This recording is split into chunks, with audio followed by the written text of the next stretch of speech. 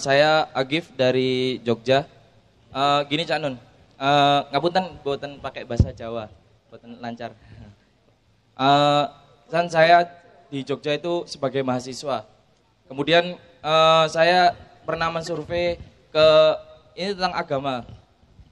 Kemudian saya pernah survei ke Bihara, tempat tempat ibadahnya orang Buddha. Kemudian saya pernah ke gereja, tempat ibadahnya orang Kristen.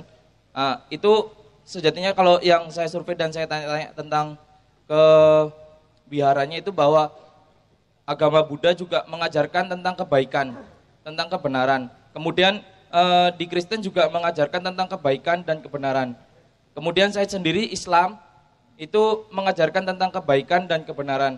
Apakah sejatinya semua agama itu mengajarkan kebaikan, apa kebenaran?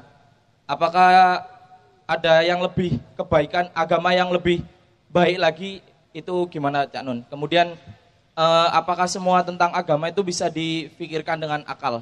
Gitu, terima kasih. Oke, dua jawaban. Karena supaya langsung pikirannya nyambung ya Rek ya, tak jawab langsung. Pertama, agama itu gaenane sapa? Nah, sebutkan ciri-ciri bikinan Allah. Misalnya ono kewajiban ibadah mahdhah. Yang menentukan kon sembahyang ku sapa sing gawe gerake sapa? Allah dhewe ngongkon Kanjeng Nabi terus awake dhewe niru lak ngono. Itu namanya ibadah mahdhah. Kalau ndak punya ibadah mahdhah itu bukan agama. Ya, ini ya Sik ya. Dik dirungono Dik. Ya gitu ya. Oke, tapi itu juga ndak perlu dipersoalkan. Saya kasih yang kedua aja. Karena Allah kan secara bertahap menurunkan nabi-nabi. Puncaknya atau mutakhirnya khotamal ambiyanya siapa? Nabi Muhammad. Nah, sadurunge Nabi Muhammad itu Islam tak duduk. Yang dibawa Nabi Musa Islam bukan? Yang dibawa Nabi Isa, yang dibawa Nabi Daud, yang dibawa Nabi Ibrahim, bahkan Nabi Adam dewi Muslim taga. Malaikat Muslim taga. Nah, jadi agama jane ono piro? Nah, tapi aja ngomong. Untuk toleransi ke Indonesia, anu itu disimpan dewi ning jero atimu. Gampangane ngene. Islam iku kelopo. Jadi Kanjeng Nabi iki wis jangkep al yauma akmaltu lakum dinukum wa atmamtu alaikum ni'mati wa raditu lakumul islamadina. Jadi ku nek ibarat wiritan iku wis kelopo. Sebelum kelapa dia apa? Sebelum kelapa apa? Anda kenal kelapa enggak? Sebelum dia kelapa dia apa? Degan, sebelum degan? Cengkir, sebelum cengkir? Nah, aku takon, saya tanya, beluluk, cengkir, degan, kelapa itu 4 apa 1? Berarti agama ada berapa? Nah, Islam itu kelapanya, yang lain-lain itu masih degan, masih cengkir, masih beluluk. Cuman karena dunia tidak paham agama, ono sing agama beluluk, ono sing agama cengkir, ono sing agama degan, sampean beragama kelapa. Monggo sak karepe dhewe, nek kate ngrakoti bluluk ya krakotono kono. Ketika jadi kelapa sudah jelas strukturnya dan sudah jelas manfaatnya. Kalau batoknya manfaat apa, sabutnya manfaat apa, airnya manfaat apa, kerambile manfaat apa, belarae, janure, glugune semua sudah bermanfaat. Maka dia menjadi lambang dari Praja Muda Karana atau Pandu. Gitu ya. Gitu ya. Oke ya, jelas ya. Tapi Anda cari sendiri, jangan saya disuruh berfatwa kepada Anda. Karena saya bukan tukang fatwa.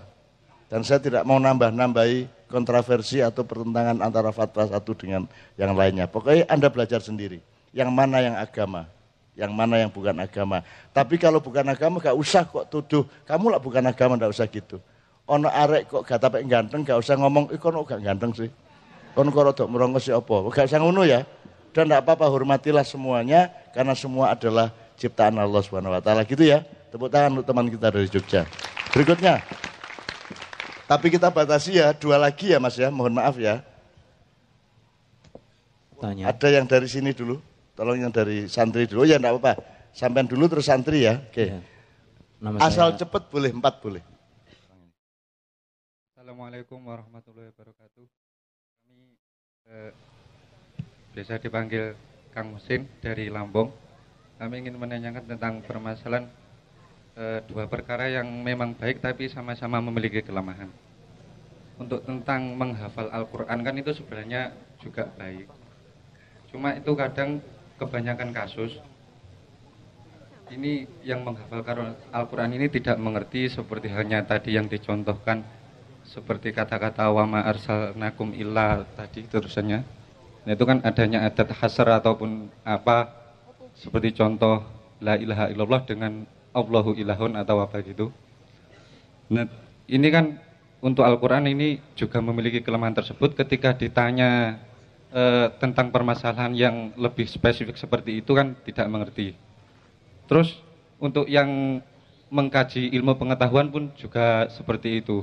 Memang mengerti hal tersebut tapi dia juga hafal Al-Quran. Nah ini ketika ada dua pilihan, disuruh menghafal Al-Quran atau mempelajari ilmu pengetahuan dulu, ini yang lebih dianjurkan untuk didahulukan, ini yang mana? Karung lo repot sih. Lapo kata didisikno kita iku kon ya karo-karone. Memang baca Quran 24 jam. Nggih, maksudnya kan nggih sampun usaha semaksimal mungkin tapi tidak bisa karena kedua-duanya saling membantu. Kamu belajar pengetahuan, kamu mengagumi Quran. Kamu menghafalkan Quran, kamu menjadi lebih tahu. Kan kedua-duanya sama. Nggih, maksudnya niku tidak mampu untuk mengejar kedua-duanya, hanya mampu mengejar salah satunya saja. Maksudnya dari kami itu hanya memiliki kemampuan untuk jika mengejar ilmu pengetahuan ya mencari ilmu pengetahuan saja. Kalau nyambi itu terlalu berat. Oh maksudnya kalau waktunya diserap untuk sekolah resmi gitu? Nggih. Maksudmu sekolah umum apa sekolah hifdzul Quran atau gimana? Nggih, maksudnya niku lebih ke mempelajari ilmu pengetahuan tentang agama atau lebih ke hafalannya gitu? Kedua-duanya. Wong hafal Quran kan tidak harus hafal Quran seluruhnya. Ada kewajiban menghafalkan Quran seluruhnya. Lah tidak ada. Ayat-ayat tertentu tok yang memang baik dan membantu pengetahuanmu juga baik. Kalau Anda mempelajari pengetahuan tanpa Al-Quran juga tidak akan luas. Kalau Anda mempelajari Al-Quran tok tanpa pengetahuan yang lebih luas juga Al-Qurannya menjadi mandek gitu. Jadi menurut saya kedua-duanya. Bekerja atau belajar dulu. Ya kon kari milih learning by doing atau doing by learning, tapi kedua-duanya. Ya dipikir nomena ya. Kon kenapa harus milih salah satu sih?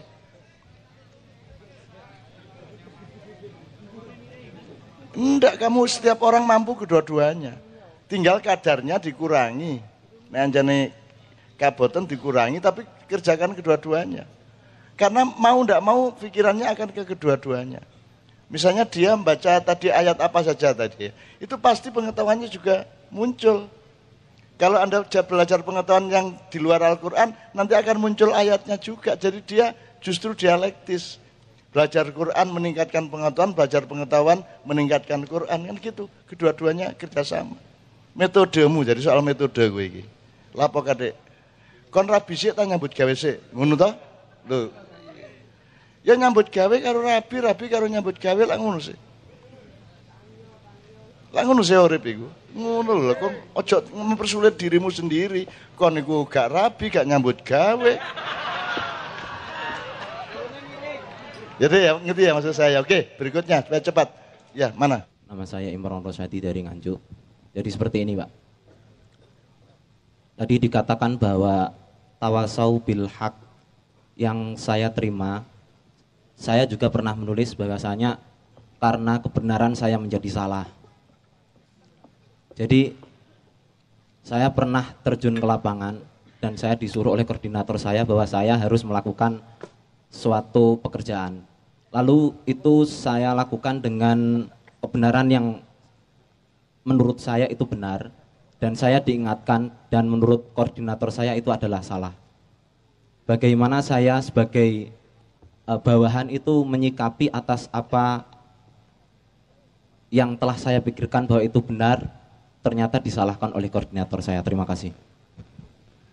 Ya makanya sejak awal dipahami betul batas regulasinya atau SOP-nya. Ya. Jadi Anda jangan membawa kebenaran pribadi Anda kepada organisasi atau kepada kelompok. Kan gitu sebenarnya. Nek anjane kon di kuno misalnya bal-balan aturannya melok bal-balan. Nek Anda masuk satu program ya Anda taat kepada program itu. Meskipun Anda tidak terlalu sepakat sepanjang tidak melanggar akhlak dan akidah gitu loh, Dek. Jadi ojo egois, wong sekolah ae, Dek. Kon dadi sarjana nggawe skripsi, iku ojo kok paksakan pikiranmu. Pokoknya sing kira-kira nggarai dosenmu ngelulusno awakmu ngene lho. Ngono ae, ojo adek kok lawan, ojo adek gede-gede pikiranmu dhewe kok tono iku dosenmu gak paham kok tambah gak lulus kon. Jadi orang sekolah itu tujuannya menurut saya adalah membahagiakan ibu dan bapakmu nomor 1. Nomor 2 baru golek ilmu. Dan ilmu tempatnya tidak hanya di sekolahan. Bahkan sekolahan itu mempersempit ilmu sebenarnya. Sekolah-sekolah modern itu membuat Anda menjadi lebih sempit sebagai manusia. Jadi tujuannya kon kuliah iku loro, siji membahagiakan ibu dan bapak, loro cek gampang nyambut gawe. Ngono lho rek. Perkara ilmu karo Quran kon, ngono lho. Ngono ya Dek ya. Nah, jadi Anda juga jangan egois. Tidak harus, karena itu kan dadi ketuane ae, koordinator ae. Wong kon nganggota kok kate ya apa meneh, Dik ya. Makanya dipahami, kalau organisasi kan ada aturan bersama sudah. Nah, jangan memakai aturan pribadimu atau subjek